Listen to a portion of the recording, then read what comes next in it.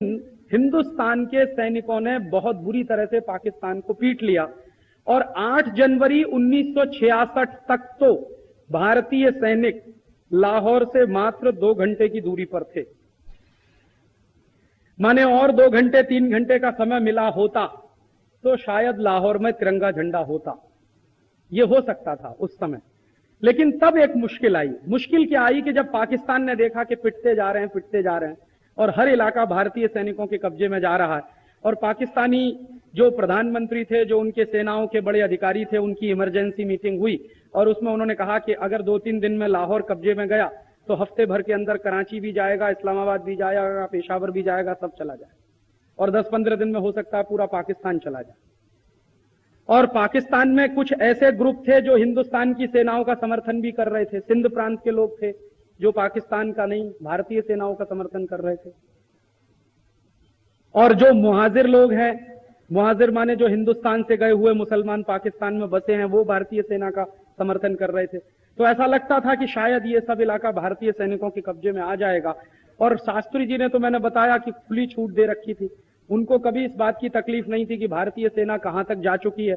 उन्होंने कहा कि अभी पाकिस्तान को कायदे से सबक सिखा देना ही ठीक है, ताकि बार बार ये तकलीफ ना उठानी पड़े हमको। तो उनका भी पूरा पाठिंबा था, शास्त्री जी का, कैबिनेट का पूरा पाठिंबा था। सेनाओं का उत्साह बहुत बढ़ा हुआ था उस समय, और भारतीय सैनिकों की तैयारी भी जबरदस्त थी। वो सब होते हुए हमने वो किया। लेकिन अचानक से क्या हुआ, जो मैंने बताया, 8 जनवरी 1966 तक जब भारतीय सैनिक लाहौर के बिल्कुल नजदीक पहुंच गए थे, तब पाकिस्तान ने अमेरिका को कहा कि अब किसी तरह से युद्ध को रुकवाइए,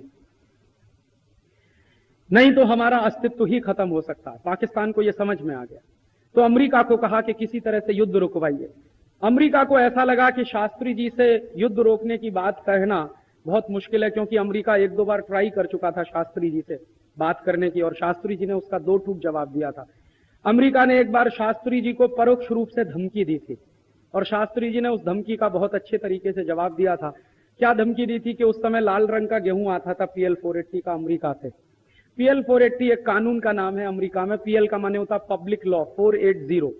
जैसे हमारे देश में संविधान की धाराएं 370, 371, 372, ऐसे ही अमेरिका में कुछ कानून की धाराएं, उनमें 480 नंबर की एक धारा है पब्लिक लॉ की।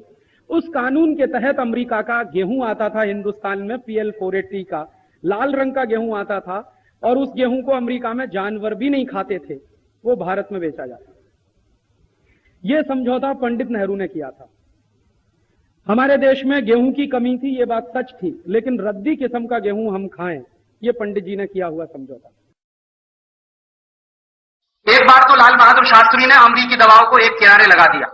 अमेरिका ने धमकी क्या दी कि उस समय अमेरिका से लाल रंग का गेहूं आता था इस देश में, PL 480 के नाम।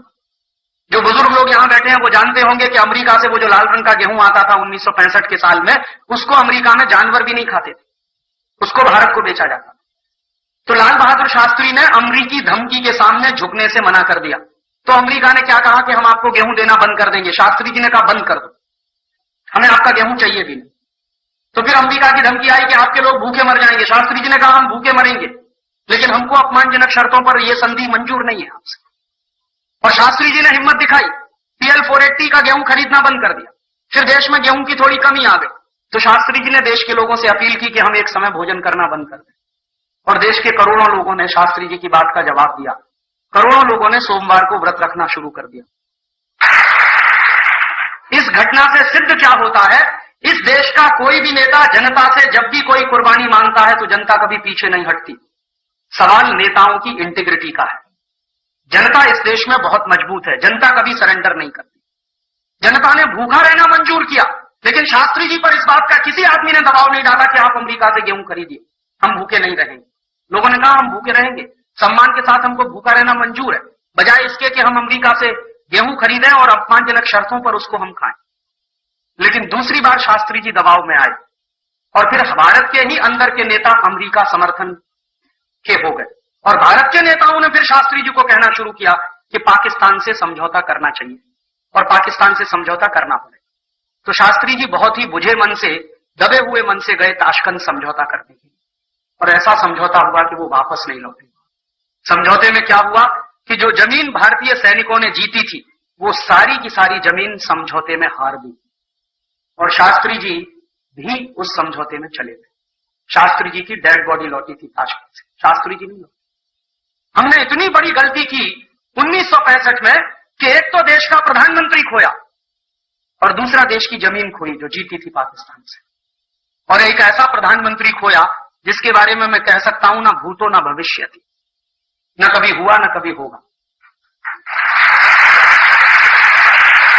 जब युद्ध शुरू हो गया था पाकिस्तान की तरफ से, तो शास्त्री जी ने सारे देश के लोगों से एक अपील की थी कि घर का पैसा बचाओ, खर्चे कम करो, क्योंकि युद्ध के समय में सेविंग्स की बहुत जरूरत होती है सरकार, और जिस देश में सेविंग्स जितनी ज्यादा होती हैं डोमेस्टिक स्तर पे, घरेलू स्तर पे, वो देश युद्ध उतने ही अच्छे तरीके से लड़ सकता है।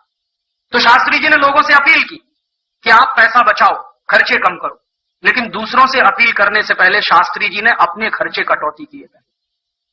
और जानते क्या खर्चा सबसे पहले कटौती किया? उनके घर में एक बाई आती थी उनका कपड़ा धोने की, तो शास्त्री जी ने बाई को कह दिया कि कल से तुम कपड़ा धोने मत आना मेरे। तो बाई ने पूछा कि कपड़ा कौन धोएगा, क्योंकि उनकी पत्नी की तबीयत खराब रहती थी, ललिता शास्त्री उस समय बहुत बीमार रहती थी। तो शास्त्री जी ने कहा मैं खुद धोऊंगा। कपड़े तो ज्यादा रखते ही नहीं थे, 2 जोड़ी कपड़े रहते थे, 1 जोड़ी सुखाते थे, 1 जोड़ी धोते थे, 2 धोती थी उनके पास, 2 कुर्ते थे, 1 जोड़ी चप्पल थी, और 1 खादी की बनियान रहती थी, 1 अंडरवियर रहता था। ये कपड़े थे उनके। तो उन्होंने कहा मैं खुद धो लूंगा। फिर दूसरे अपने घर में कटौती कैसे की उन्होंने? भारत के प्रधानमंत्री की बात देखिए, उनके घर में एक बाई आती थी उनके कमरे में झाड़ू लगाने के लिए, पोछा लगाने के लिए। उन्होंने कहा तुम भी कल से मत आना। तो उस बाई ने पूछा घर में झाड़ू कौन लगाएगा? उन्होंने कहा मैं मेरा कमरा साफ कर लूंगा, बाकी अपने बेटों को कहूंगा कि वो सब घर की सफाई करें, क्योंकि मैं पैसा नहीं दे सकता। दूसरों से मैं कह रहा हूं तो पहले मुझे करना होगा। उसके बाद तीसरी घर की कटौती कैसे की उन्होंने? उनके घर में एक ट्यूटर आता था जो उनके सबसे बड़े बेटे को अंग्रेजी पढ़ाता था। उनका बेटा अंग्रेजी में फेल हो गया, तो एक बड़ा ट्यूटर आता था घर में पढ़ाने के लिए। तो शास्त्री जी ने कहा कि कल से तुम मत आना। तो उस ट्यूटर ने कहा कि आपका लड़का बहुत कमजोर है अंग्रेजी में और वो पास नहीं होगा तो 1 साल उसका बर्बाद हो जाएगा। उन्होंने कहा इस देश के लाखों करोड़ों बच्चे फेल हो जाते हैं, मेरा बेटा भी फेल हो जाएगा, कौन सी इसमें खास बात? मैं कोई विशेष आदमी तो नहीं, एक साधारण आदमी हूं मैं इस देश का। तो वो ट्यूटर भी हटा दिया। इस तरह से अपने खर्चों में कटौती की एक ऐसे व्यक्ति ने जो उस समय भारत का प्रधानमंत्री था। आज तो कोई नहीं दिखाई देता ऐसा नहीं। संकट की स्थिति तो आज भी है इस देश में, आर्थिक हालत तो बहुत खराब है इस देश में। बताइए कब प्रधानमंत्री या राष्ट्रपति ने अपने खर्चे में कटौती करने की कोई बात कही? आज के नेताओं ने तो अपने खर्चे 3-3 गुने बढ़ा लिए। आपको मालूम है सभी नेताओं की पगारें 3-3 गुनी बढ़ गई। अभी पिछले 1 महीने से प्रधानमंत्री की पगार 3 गुनी बढ़ गई, राष्ट्रपति की पगार 3 गुनी बढ़ गई, मुख्यमंत्रियों की पगारें 3 गुनी बढ़ गई, राज्यपालों की पगारें 3 गुनी बढ़ गई। देश की आर्थिक हालत बहुत खराब है, सरकार के पास पैसा नहीं है और प्रदेशों से आने वाली मदद भी रुकी हुई है क्योंकि आर्थिक पाबंदी है। वैसी स्थिति में मुझे ऐसा लगता था कि ये सब नेता लाल बहादुर शास्त्री वाला उदाहरण पेश करेंगे कि पगारें नहीं लेंगे 1-2 साल के लिए, देश की स्थिति जब तक सुधरेगी नहीं। लेकिन इन सब नेताओं ने तो अपनी पगारें 3-3 गुनी बढ़ाई। इसलिए मैंने कहा था कि शास्त्री जी ऐसे व्यक्ति थे ना भूतो ना भविष्यति। शायद ऐसा नेता मिलना बहुत मुश्किल है इस देश में। और क्या हो गया था, युद्ध जब शुरू हो गया था तो एक दिन शास्त्री जी की पत्नी ललिता जी ने कहा कि आपकी धोती फट गई है, आप एक नई धोती ले आइए। तो उसने कहा कि बहुत अच्छा ये होगा कि तुम उसको सुई धागे से सिल दो। अभी नई धोती लाने के बारे में मैं कल्पना नहीं कर सकता क्योंकि मैंने सब कुछ छोड़ दिया है, पगार लेना भी बंद कर दिया, तो पैसा तो है नहीं, मैं नई धोती लाऊंगा कहां से? जितने कम से कम खर्चे में तुम घर का काम चला सको उतने की बात करो। तो उन्होंने पूछा अपनी पत्नी से कि बोलो कितने कम से कम पैसे में घर का खर्च चल सकता? तो उनकी पत्नी ने कहा कि कुछ 300 रुपए में चल जाएगा। तो उन्होंने कहा ठीक है 275 रुपया कल से मैं दूंगा और कोशिश करो कि 25 रुपए की भी कटौती हो जाए किसी तरह से। ऐसा प्रधानमंत्री था इस देश का जिसको हमने खोया 1965 की शांति वार्ता। एक तो जमीन खोई इस देश की, दूसरा ऐसा शास्त्री जी पर बहुत दबाव होता था कि अमेरिका और यूरोप की कंपनियों को भारत में आने दो। शास्त्री जी ने ना कह दिया कि कोई भारत में अमेरिका और यूरोप की कंपनी आएगी नहीं, क्योंकि हमने गलती से एक कंपनी को बुला लिया था, तब तो देश को 250 साल की गुलामी झेलनी पड़ी। अब दोबारा से विदेशियों को बुलाएंगे तो पता नहीं कितने 1000 साल की गुलामी आएगी। तो उन्होंने किसी विदेशी कंपनी को आने नहीं दिया। स्वदेशी तकनीकी का विकास, स्वदेशी कंपनियों का विकास, स्वदेशी उद्योगों का विकास, स्वदेशी खेती का विकास, ये सब कुछ उन्होंने इस देश में अपने अभिक्रम से किया। दुर्भाग्य हमारे देश का, जो मैंने कहा। और एक साजिश हुई, एक षड्यंत्र हुआ कि सत्ता के 18वें महीने में ही उनको हटा दिया गया रास्ते से, कुर्सी से ही नहीं उतार दिया, उनको इस दुनिया से विदा कर दिया। आपको मालूम है पाकिस्तान का हमला हुआ था इस देश पर, उस हमले का शास्त्री जी ने करारा जवाब दिया था।